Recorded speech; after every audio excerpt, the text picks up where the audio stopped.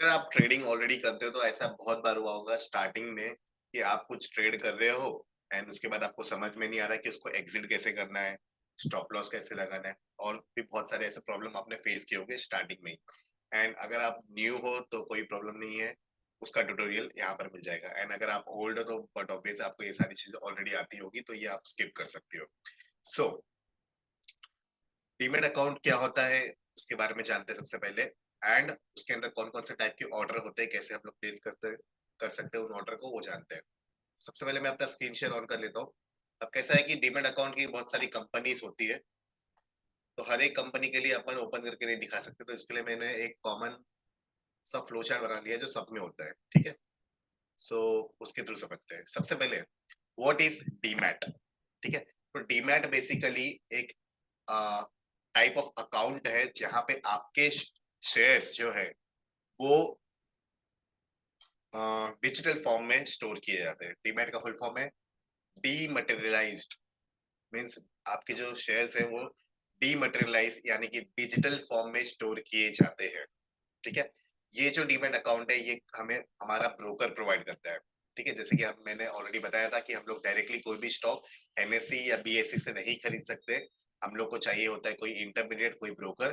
तो ये जो ब्रोकर है ये हमें प्रोवाइड करता है डीमैट अकाउंट, ठीक है। डीमैट अकाउंट बेसिकली एक टाइप का ऐप भी बोल सकते हो आप, ठीक है। डीमैट अकाउंट के लिए बेसिकली एक ऐप होता है, उस ऐप से हम लोग सारी चीजों को एक्सेस कर सकते हैं। कोई न्यू ऑर्डर चाहिए तो वो प्लेस कर सकते हैं, ओल्ड ऑर्डर कोई दिया हुआ है उसको एक्सिट कर सकते हैं, ओल्ड पोजीशन को एक्सिट कर सकते हैं एंड सो ऑन, ठीक है। तो ये होता है डीमैट, ठीक है।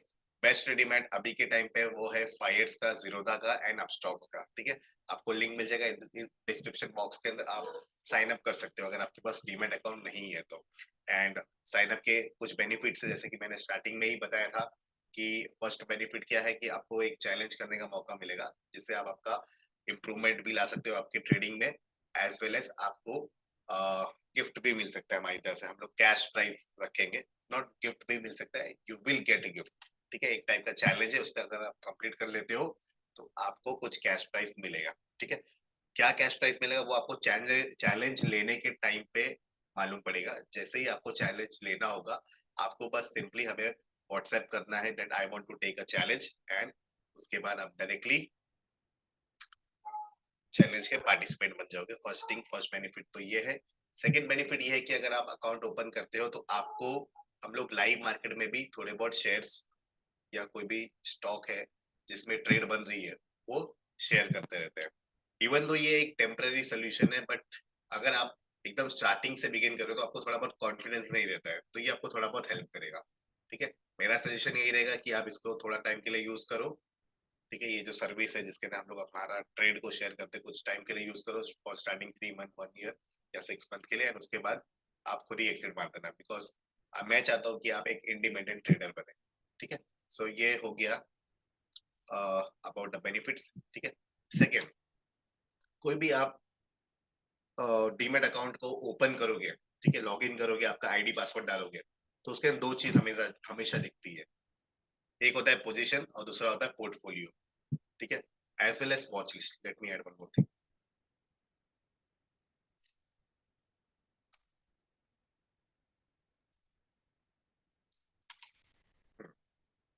वॉच लिस्ट क्या होता है? ये एक ऐसा स्क्रीन होता है जहां पे आप कुछ स्टॉक्स को ऐड करके रख सकते हो, ठीक है, सो दैट आप क्विकली उन्हें एक्सेस कर सके, उन्हें उनका प्राइस को देख सको कि क्या चल रहा है, ठीक है। फॉर एग्जांपल आपको चेक करना है, आपने कोई स्टॉक लेके रखा हुआ है या आप कोई स्टॉक को नजर में रखना चाहते हो, आप उसमें वॉच रखना चाहते हो, आप उसको चाहते हो कि मैं उसको डेली देखूं कि उसका प्राइस क्या चल रहा है, तो आप सिंपली इस वॉच लिस्ट में लगा दो, ठीक है। तो जैसे ही आप डीमेट अकाउंट को ऐप डीमेट अकाउंट का जो ऐप है उसे ओपन करते हो तो सबसे फर्स्ट थिंग जो आपको दिखती है वो वॉच लिस्ट होती है, आपको वो स्टॉक दिख जाएगा, ठीक है।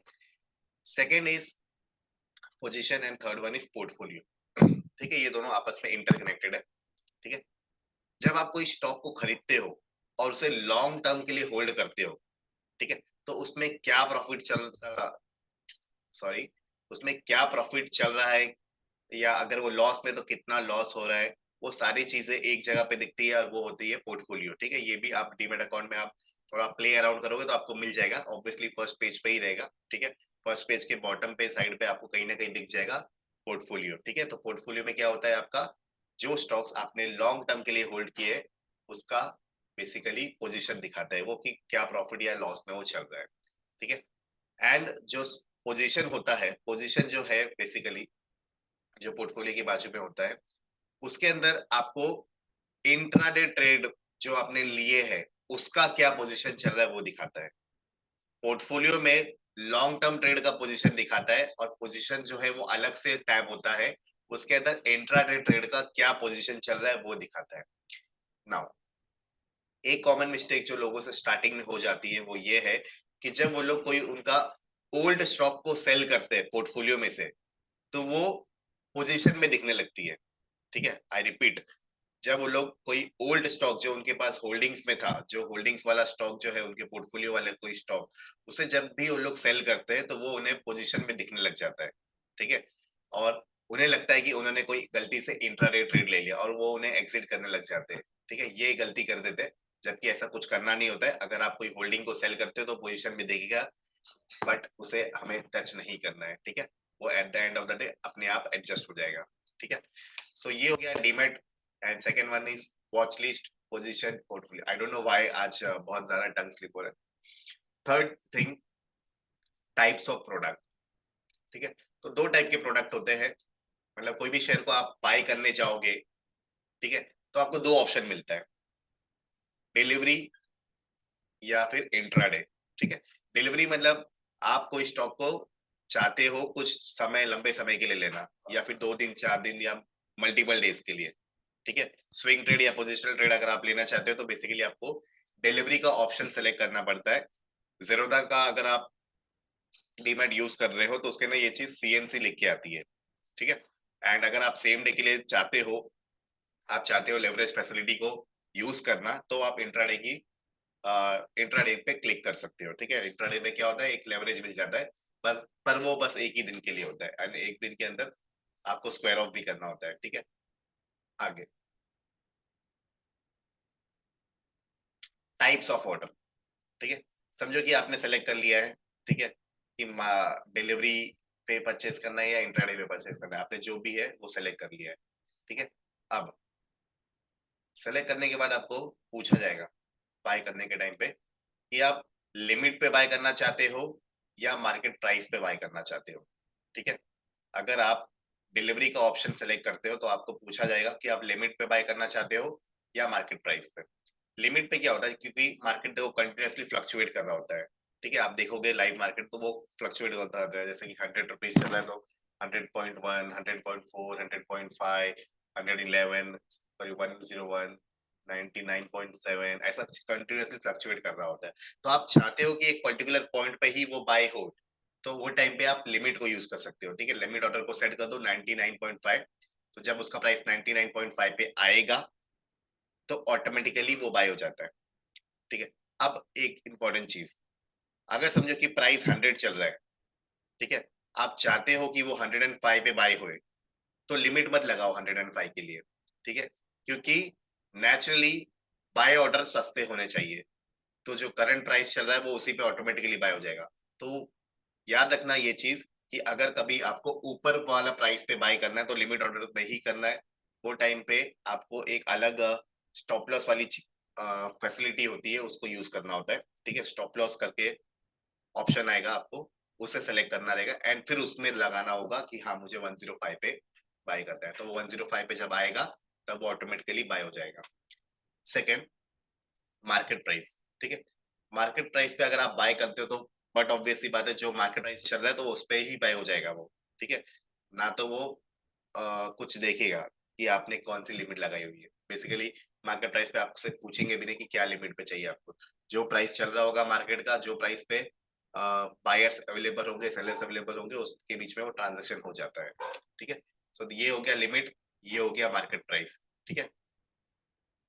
थर्ड वन है सीओ एंड ओसीओ बीओ, ये थर्ड एंड फोर्थ, ये जो ये दोनों भी इंट्राडे के लिए ऑप्शंस अवेलेबल है, ठीक है। ये आप लॉन्ग टर्म के लिए या स्विंग ट्रेड के लिए यूज नहीं कर सकते हो, ठीक है। तो सीओ जो है ये कवर ऑर्डर होता है, इसके अंदर बेसिकली आप स्टॉप लॉस लगा सकते हो, ठीक है। इसके अंदर आप क्या लगा सकते हो, स्टॉप लॉस।